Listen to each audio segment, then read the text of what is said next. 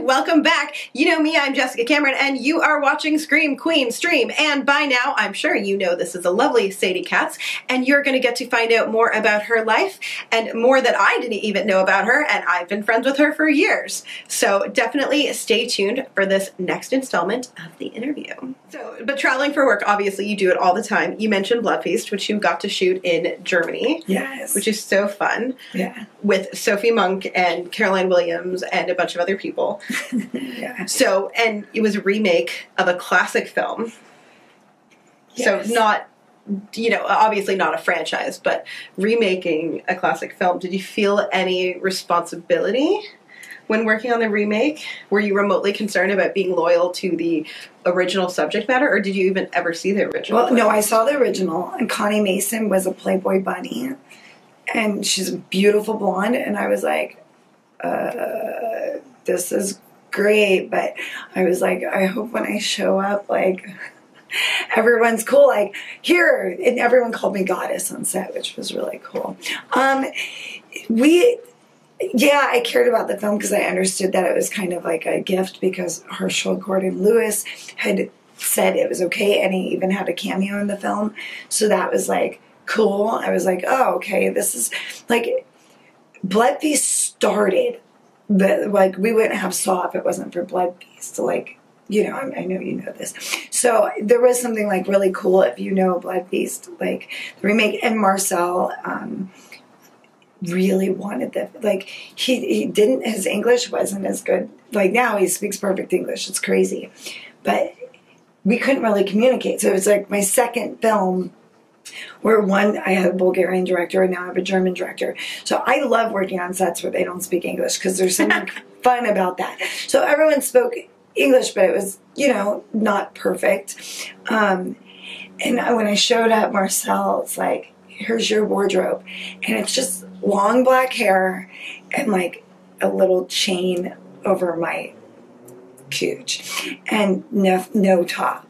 And I was like, I need nylons. I'm like, I can't just run around here naked. Like, I'm not 20. But he promised me I would look good, and they shot me very well. And we changed some stuff because Robert Ressler's character, originally I was like the mannequin coming to life in Blood Feast. That was the original script. But when I flew there, I was like, so I actually gave up 3 pages of dialogue, which I'm one of the few actresses who will go, yeah, you don't need me to say all this stuff. Like, let's even it out. But I was like, at the end, I was like, I wanted to be Robert Ressler's Id, which would then modernize it. Mm-hmm. You know, is like he's losing his mind, and I'm like this voice to him. So it did make my character smaller than it was written, but I was also protecting myself from like, you know, me to come in and be like, you know, I'm supposed to be like falling apart, but for me to come in and not say like, from the belly of hell, blah, blah, blah. I was like, I don't think the audience is going to buy that. So it's better if I'm almost like a fairy. And I didn't want to play Sally. I wanted to play another version because this same thing, Ishtar's an oversexed, crazy cannibal, basically. And, you know, or maniac. I'm noticing a trend in your filmography. I know. Well, Party Best to Hell was like, I felt that was my trifecta. So that was more of a comedy, and she's oversexed, wants to have sex with everyone and kill them. Like, but you're the bus driver on that one. Yes, I'm the bus driver. Different. But, yes, and what also, happens I've never had I'm not really the bus driver. No. Yeah, I'm not really I killed the bus driver. She's in the trunk. So that makes so much more sense. I haven't seen Party Bus. Okay, yeah. It's a really fun movie by Rolf Kaminsky. And with Tara Reid, and she's helped the film get some good distribution, and, you know, that was nice. So, I mean, so then I played another version of that. And then I have fun kind of because I had a crazy childhood because, you know, I've been through a lot.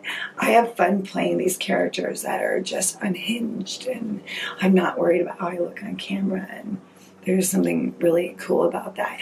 And also something really cool about, like, being sexually dominant in a scene with all these people watching, and you're like, you know what? I'm going to do this, and, like, I'm going to be the least uncomfortable person in the room, which is nice. Nice. It's like you get a little power from that. Oh, absolutely. Yeah, being the antagonist, you're like, I'm the boss, you know?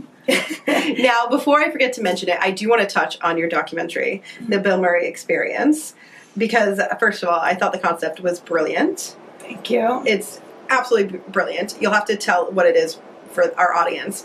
But also, going into documentary film when you've been so focused on storytelling and acting in narrative film must have been a challenge. I think that was the only thing that saved me, because honestly, like, when I first started doing the documentary, the one challenge about the movie is the first act of the documentary, the camera work is horrible, the sound is horrible, and I don't know what I'm doing, but that's kind of the storyline, and it's truthful is I'm like running around looking for Bill Murray, and I'm with my girlfriends, and I'm kind of just spazzing out. And then I had to become a documentarian, but one of the things, you have all this footage that you shoot. And I was convinced if I just stuck to the hero's journey, which I actually was really inspired by my date with Drew, that it wouldn't matter if I met Bill Murray or I didn't meet Bill Murray. I won't give away, no spoiler alert for that, but he is in the movie. But it wouldn't matter if I met him, because it would be about the journey. And that was the one thing that was really difficult to get my EP to understand, because he would see the footage, and I said, like, a documentary is kind of cool because, like, you know, going through and seeing how this cup is made and watching it go through, like, there's something to me, I like docs like that if people are, you know, if they want it enough. And as I did the film, it was like I got more obsessed about I needed to meet Bill Murray, and I also thought I would make like $1 million, because my date with Drew made $1 million. So I was like, I'm going to do this film and like have something secure for my son and I. So I really wanted that, and like it got tangled in my head. It was like Bill Murray was going to rescue me from like, bless you, thank you, coronavirus. Should we say coronavirus instead of bless you? We're like this. Coronavirus. So that it got a little bit weird because the train. Because of the train? Because of the train. Because I wanted it so bad, and I fantasized about it. And so it was like, if Bill Murray would, if I meet him and it's this way and it's magical, like it's going to be like meeting the unicorn, but it's also going to be like, I'm going to be able to have like a house for my son and I, and like, you know, I was going to be all those things.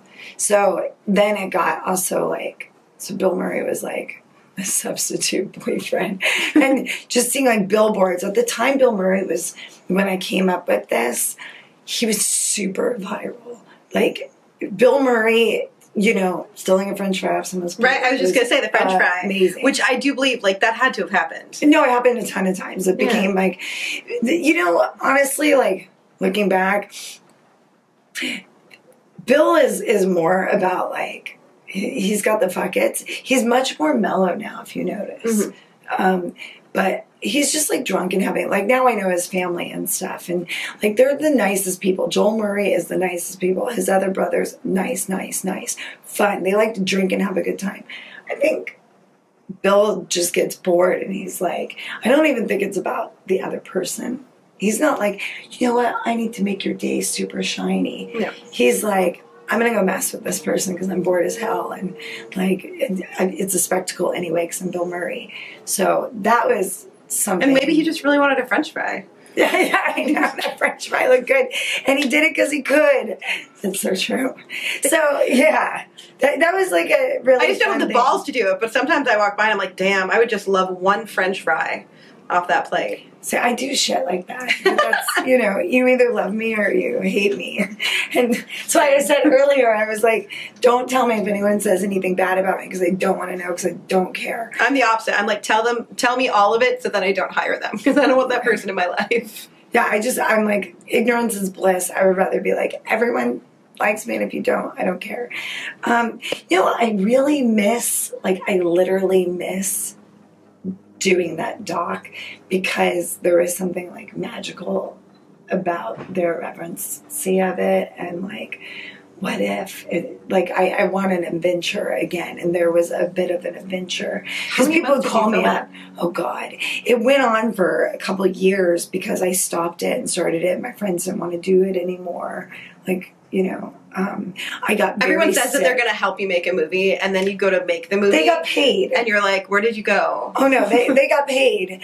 They just didn't, like, I was being totally crazy. My relationship was falling apart. I was, like, super intense about Bill Murray. I never would shut up about it. Like, I was going through a lot of stress in my life, so, like, you couldn't have a conversation with me for a good 6 months where I wasn't talking about Bill Murray. Oh, so the obsession was real. Yeah.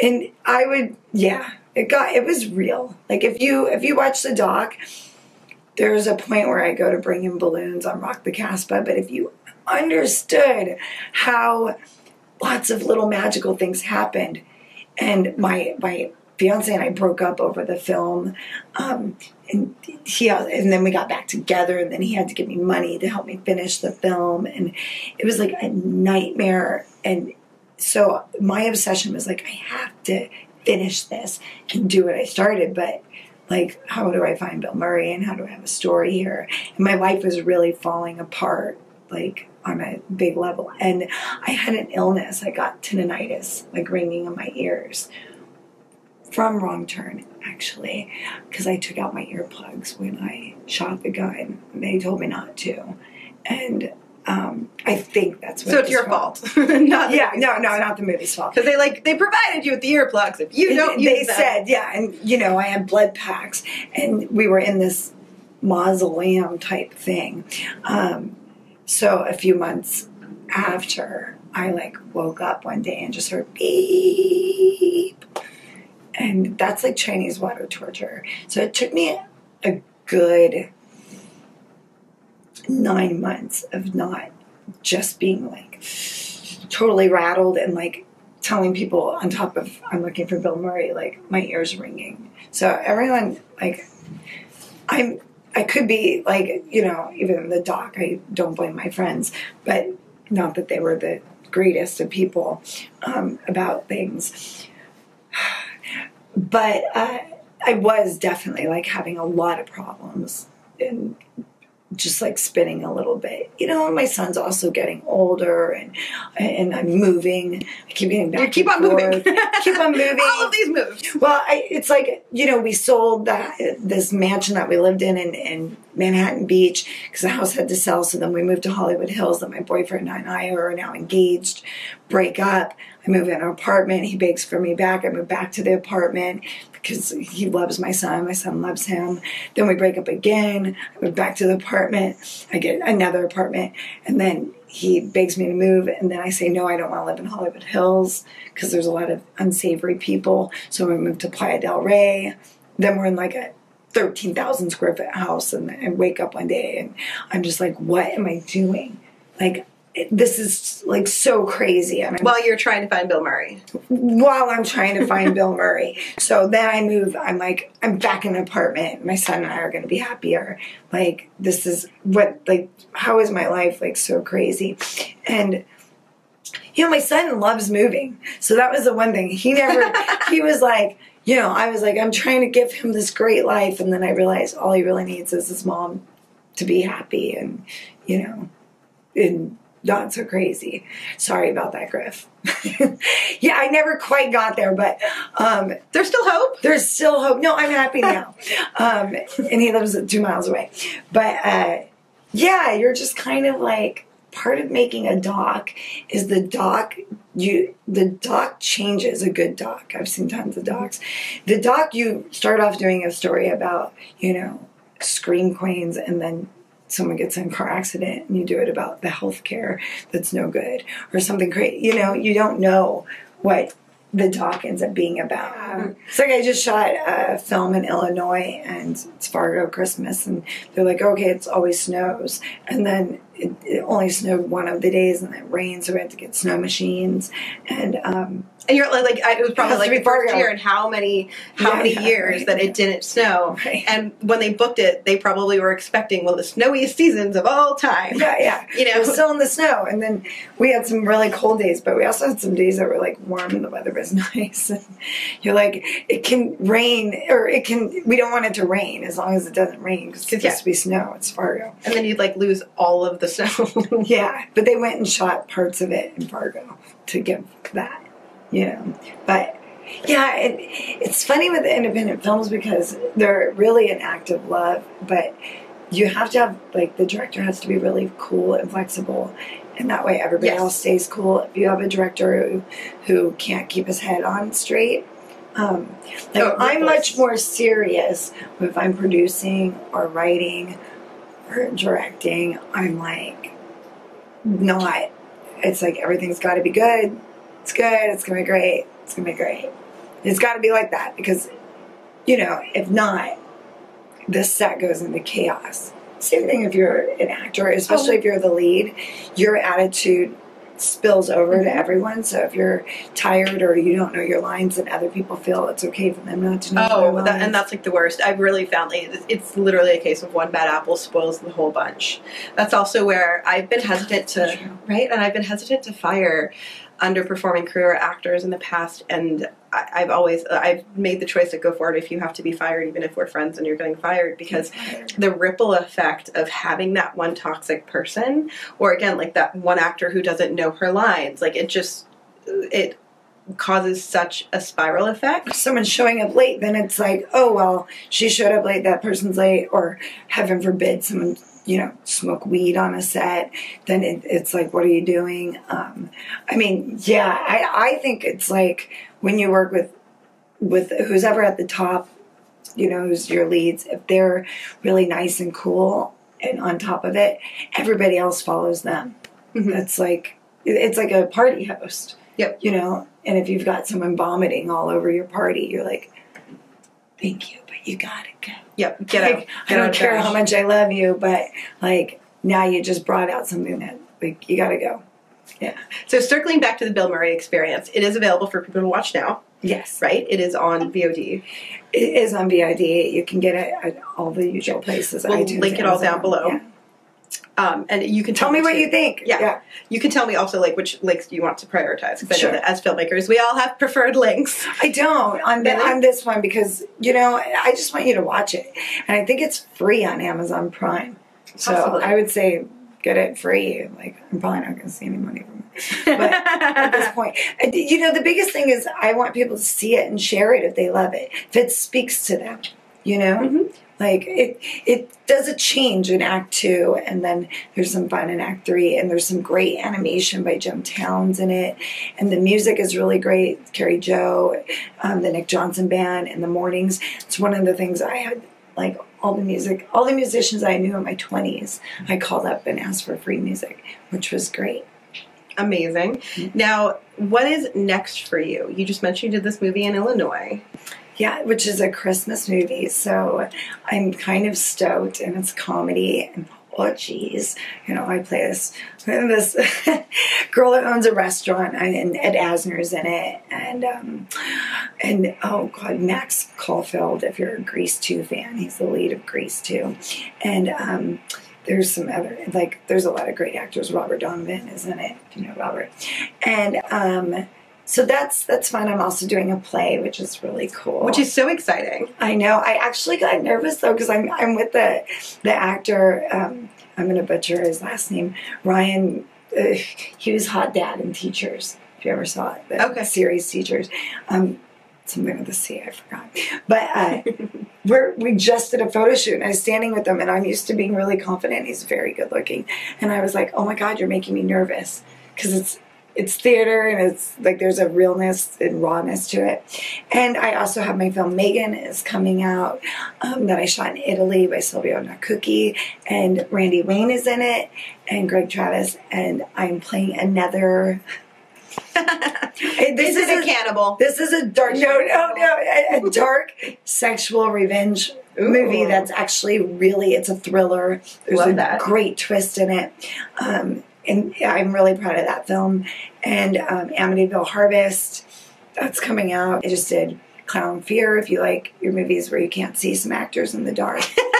It's dark. It's super dark, guy. Lighting, not subject. But that's really fun, and Augie Duke is in it. Oh, I love it. Love Augie Duke so much. She's so great. Like, why is she so nice? And she's such a good actress. And the camera loves her. The camera loves her. And she's always great. You know when you see, like, an actress who, regardless of the talent that they're surrounded by, whether it be good or bad, they are always consistently great. Oh, yeah. She's surrounded by great people. She's standout great. She's surrounded by people that are not as skilled as her. She is still standout great. She's given a great script. She's standout great. She's given a bad script. Somehow she's still standout great. She kind of does, like, odd choices that make it work. Excuse me. She does, like, a coronavirus. She does these weird off-the-wall things, like, that you go...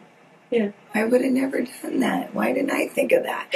So, yeah, she'll like, she's supposed to say, I'm going to go to the store, and out of nowhere, because she's such a quirky person anyway. She's like, I'm going to go to the store. Like, I mean, I don't know if she does that. Yeah, but she does kind of like funny things where she throws out like a really weird choice, and it gives the character nuance. And And it works because she'll do like consistently things, coronavirus, consistent things which work within the character. So it's not like some random one-off thing that doesn't make sense. It just works so fluidly, and I can't speak highly enough about Augie Duke. Yeah. There you go, Oggs. Yeah, so she's in it, and there's some fun things in the movie. Now, do you have anything that you're working on writing-wise? I do, actually. I have... I'm wondering, so I have a film that is like definitely a festival film. I guess I don't want to talk about it. And I'm also working of one thing that I don't want to give away the title or anything. But you can pay attention to her social media. She'll promote it whenever the time is right. And I'm also working, well, I don't want to say that either, so just cut it out. Okay, cut it out. Yeah. So I have those coming out, and I think like doing the play, and I have a couple of projects that are like, I'm waiting, that are going to be a big deal. The Thing That Keeps You, I'm doing in October. I hope it goes through. And I have another film that I'm really excited about. But, you know, I always am a little bit hesitant until that film is like in the can. I'm hesitant until it's come out. Until I was just going to say, till it's releasing, and I know, and like I've seen it, and I've seen the cover art and everything. Because so many, if you're that person who's like, I just got cast, and you put it on your social media, I'm like, wow, you just got cast in 10 projects. All 10 of these films are, like, you get a kind of a reputation for, like, none of your projects going. So I keep a lid on it until I know for sure. I don't even believe it until I'm there. Yeah, well, sometimes also because it's hard to put so much time promoting and marketing it when it could take years or maybe never to get released. Like, I can't tell you, I haven't done it for many years now because I've learned the hard way, but, like, I try not to until I'm very certain it's going to get finished and released, because there's nothing more disappointing than having the horror fans be like, do you remember that project? That was so cool. What's going on with that? What's going on with that? What's going on with that? I have a great film that's getting released that's also by Jim Towns, and I've seen it. It's wonderful, and Jessica Morris is in it. Oh, she's great. She's great. Craig Stark is in it. A lot of, like, really good actors that I've loved, but it's been kind of waiting on the release, and it's supposed to come out this year. State of Desolation. So that's like a zombie film, but it's done super well. Do you play a cannibal in it?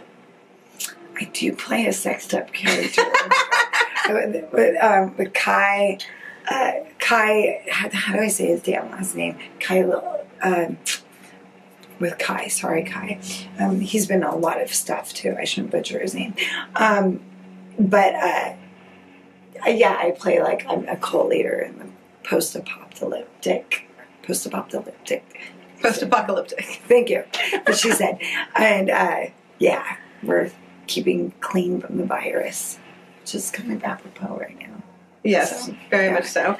That film I'm really excited about. It's really great. And what's her face is also in it. from I'm so good at this game. Who played in Lolita? I'm sure you know her. Dominique Swan. Yeah. So she's in it. Who's like, anytime you get like, if there's like a name in like a low budget indie film, it's probably Dominique Swan. Or like in an asylum film, it's probably Dominique Swan. No tea, no shade. I think she's a really talented actress. I think she always has been, so. Yeah. Okay, before I let you go, I want to know any tips of advice to fellow women wanting to work as a screenwriter or as a filmmaker, as an actor. If it's different, please feel free to share. I would say the very biggest thing is get yourself a job that makes you be able to not have to move 19 times and support yourself that you like. So, because one thing that sucks is if you go into an audition and it means everything, or you're having to tape an audition and you need it really badly. The desperation is felt in the room in a very bad way, typically. Yeah. And they don't know what you're desperate for. And you're not happy. I mean, it's really hard to be broke, and you have to have, it's a small business. You have to have money to put into your business. So it's really difficult if you're like, well, I have the film coming out and I'm not going to, you know, I don't have money to help promote it, or I don't have a nice dress to wear to get my hair and makeup done. Also, if you're an actor, you have to support your own films. I'm sorry, your social media is part of that. So it shocks me how many actors will not share their projects. They don't want to even be known as an actor on their social media. And I'm like, that's your biggest opportunity. You're in people's face every day. You're building relationships. They feel like they know you. And you're hopefully have casting directors, producers that also follow you, who feel like they know you, or you do know. And then you get cast in things. You know, if you're in people's face, it's like your friend that's really cool who's not on social media that you think is great, but you accidentally forget to invite them to the party. You're like, oh my God, I'm sorry, you don't have Facebook, and I invited everyone via Facebook. You want to keep being invited to the party, right? Yeah, absolutely. Well, thank you so very much for joining us. I'm going to link all of your information down below, so please don't forget to hit the like button down below, and also subscribe to this channel if you haven't. We do a Patreon, so 10 billion bonus points if you want to donate over there, and I will link everything to do with Sadie down below, so please follow, engage, like, share, comment on all of her stuff, do all of the things, and who knows, maybe you'll see her in a hot tub horror movie review in the near future. Bye, guys.